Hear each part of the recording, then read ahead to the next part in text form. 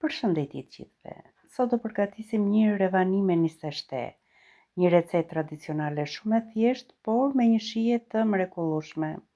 Në fund unë e kam lyer revanin sipër me mjaltë, që i jep atë ngjyrën e bukur të artë dhe shije shumë të veçantë.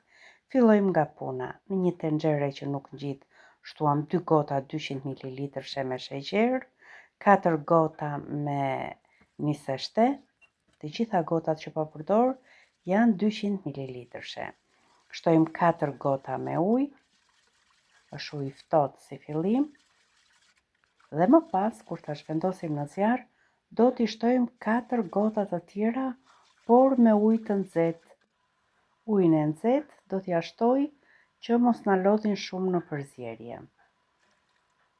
I shtuam edhe 4 gota me ujë të nxehtë dhe do fillojmë ta përziejmë pa ndërprerje. Unë po përdor këtë rastin e vezëve me qëllim që revania mos të kokrizohet. Asnjë moment nuk shkëputemi ndërkohë që revania është në zjarr.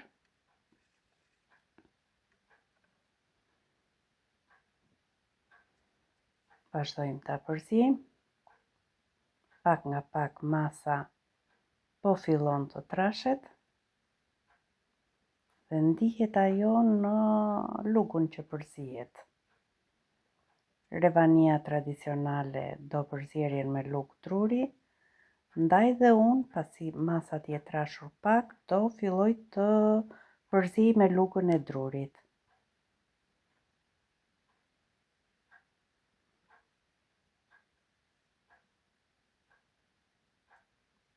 E largojmë rastin e vezëve dhe vazhdojmë përzierjen me lugën e drurit, duke i shtuar diku tek 150 ml vaj ulliri. Sigurisht nëse dëshironi, mund ta përgatisni edhe me gjalp. Por unë mendoj se vaj i ullirit është më i shëndetshëm dhe e bën të shijshme.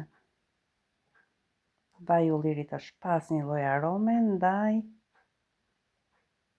jam e qetë në këtë pjesë pasi nuk do mbaj asnjë lloj arome revania.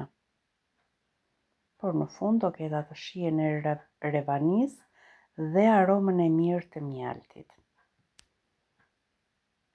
Si e shikoni, është trashur goxha masa. Vazhdojmë ta përzijmë. Këto tenxhere që nuk ngjitin, nuk të lodhin dhe nuk rrezikojmë që të na ngjitet revania. Vazhdojmë përzierjen, jo me shumë shpejtësi, por thjesht të bëhet përzierje. Mundohemi t'i japim një skuqe masës së krijuar.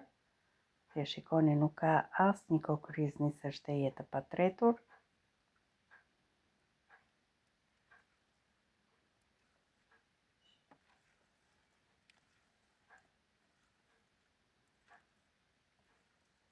Masa është bërë e njëjtë dhe ka marrë një skuqe. Është momenti për ta vendosur në një tepsi.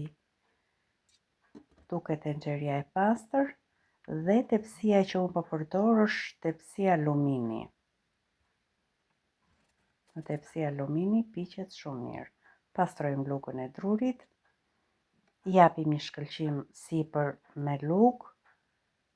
Është tepër e nxehtë, por fare mirë mund ta ngjishni edhe me duar. Nuk e leva tepsin me vaj pasi nuk ka nevojë. Ka mjaftueshëm brenda vaj revania që nuk e lë të ngjisi në tepsi. Është momenti për t'i shtuar mjaltin. E hapi mjaltin në të gjithë sipërfaqen e revanisë.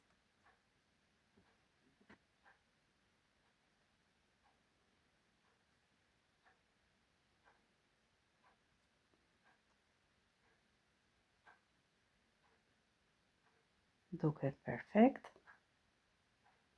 Kaq mjafton dhe si e kemi do ta vendosim në furrë. Do ta pjekim për 30-40 minuta kur ta shikoni që të ketë marrë këtë korren e kuqe dhe shikoni sa e mirë që duket. E lëm të ftohet plotësisht dhe e kemi gati. Mund ta prisni në formën që dëshironi, por unë do t'i bëj atë tipike tradicionale. Dhe duket kaq e mirë kjo revani.